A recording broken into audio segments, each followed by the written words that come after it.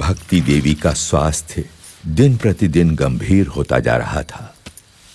उनके जीवित रहने की संभावना कम होती जा रही थी, परंतु उनके मन में पुत्र घनश्याम के स्वरूप की महिमा उत्तरोत्तर बढ़ती ही जा रही थी।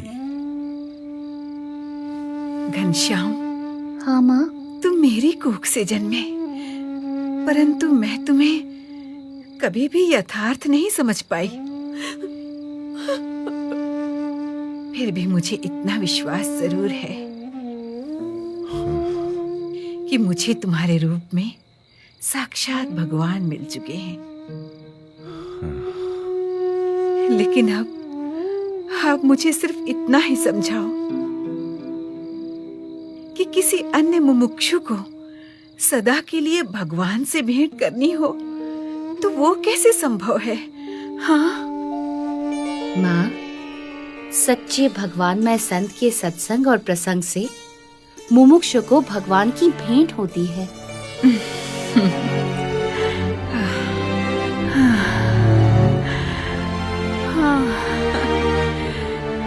घनश्याम,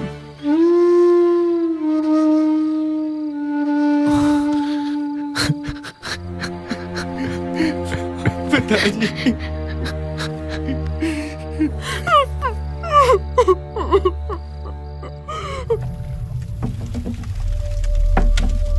अब घनश्याम के मन में गृह त्याग करने का संकल्प प्रबल होता जा रहा था।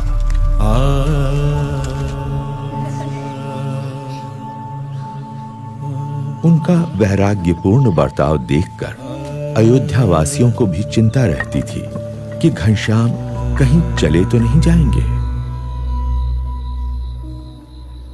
वासुदेव परावेता, वासुदेव वासुदेव। बुखार तो कम हो ही नहीं रहा। रहा। घनश्याम, ये भागवत बंद करो और वैद्य जी को बुला लाओ। मेरा वैद्य तो अब स्वयं परमात्मा ही है राम प्रताप। नहीं पिताजी, चिंता मत कीजिए, आप जल्दी ठीक हो जाएंगे।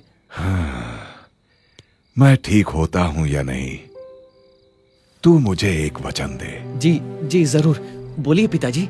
मैं घनश्याम और इच्छाराम को तेरे भरोसे छोड़े जा रहा हूँ। उनका ख्याल रखना। आप उनकी चिंता मत कीजिए पिताजी। सुनो राम प्रताप, ये घनश्याम तुम्हारे भाई नहीं मगर साक्षात भगवान ही हैं। उनकी सेवा करना।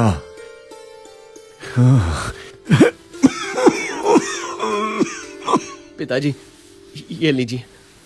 पिताजी, आपकी हालत गंभीर है, मुझे डर लग रहा है। मुझे वैद्य को बुलाने दीजिए पिताजी।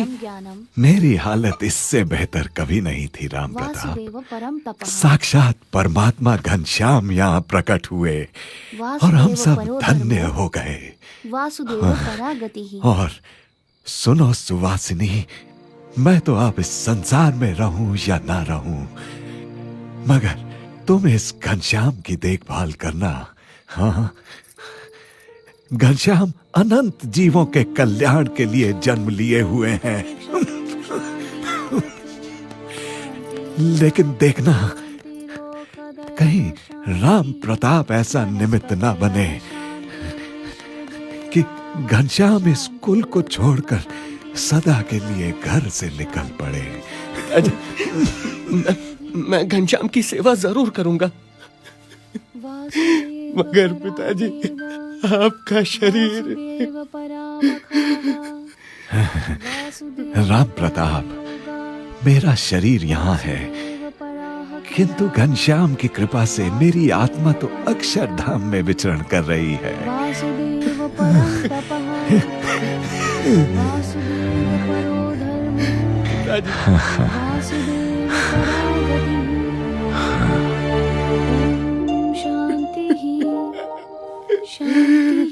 पिताजी, पिताजी,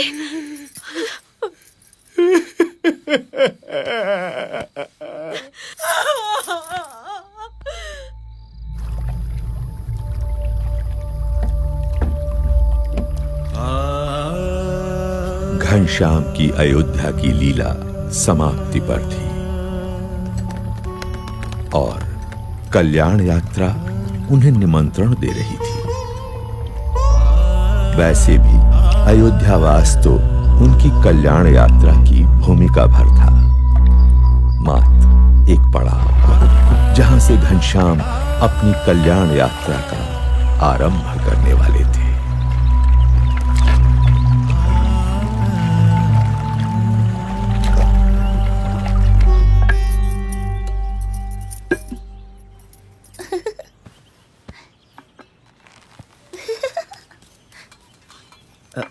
घनश्याम कहाँ है?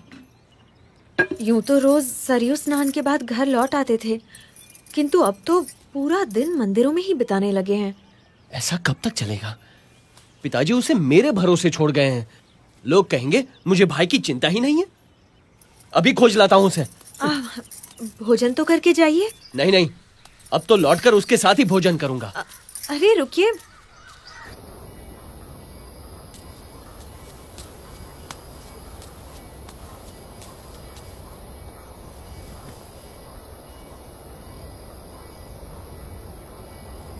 घनश्याम,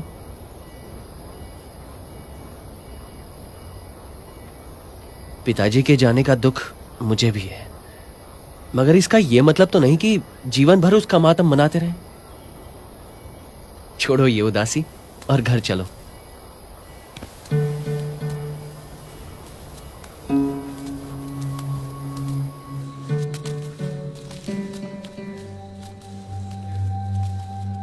बड़े भैया, संसार से मेरे सारे बंधन टूट चुके हैं। कहीं किसी से भी मेरा लगाव नहीं रहा। माँ और पिताजी ने मुझे पहचान लिया तो उन्हें मुक्ति दे दी।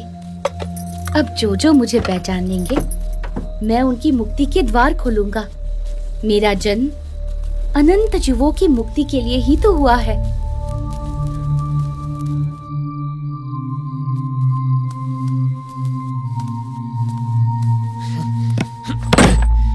मेरे पास तेरी ज्ञान की बातें सुनने का समय नहीं है, समझा? अब से घर के बाहर पैर रखा ना तो तेरी टांगे तोड़ दूंगा।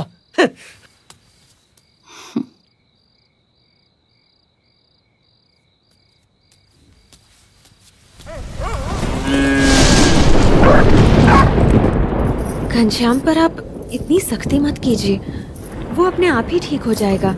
नहीं सुवासिनी, पिताजी के जाने के बाद वो किसी की नहीं सुनता। कुछ भी बोलो तो ज्ञान की बातें करने लगता है। उससे तो बचपन से ही जीवन से विरक्ति रही है। विरक्ति वगैरह कुछ नहीं है सुहासिनी। अभी उसका ब्याह करा दो ना तो सारी विरक्ति, वैराग्य, ये ज्ञान ध्यान रुई की भांति हवा में उड़ जाएगा। तो करवाते क्यों नहीं? हाँ लेकिन वो, हाँ, खंभारिया गांव के निहार मिश्र अपनी बेटी के लिए कब से पीछे पड़े हैं। वो तो चंद्रकला को लेकर हमसे मिलने अयोध्या आना चाहते हैं। फिर तो तुम कल ही उन्हें बुला लो। हो सकता है चंद्रकला अपनी कला से घनश्याम को बांधने में सफल हो जाए और घनश्याम जीवन भर हमारे साथ रहे। हाँ बिल्कुल ठीक कहा, उनसे कल ही बात करूंगा।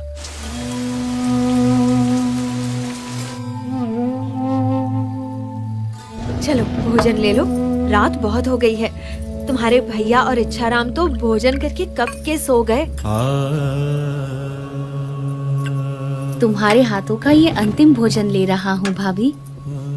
अच्छा देवर जी, तो आपने मेरी और अपने भैया की बातें सुन ली। अभी तो केवल मंगनी आई है, ब्याह लगन तो अभी बाकी है। फिर मेरे हाथों की रसोई को तिलांजलि देना। सुवासिनी को क्या पता था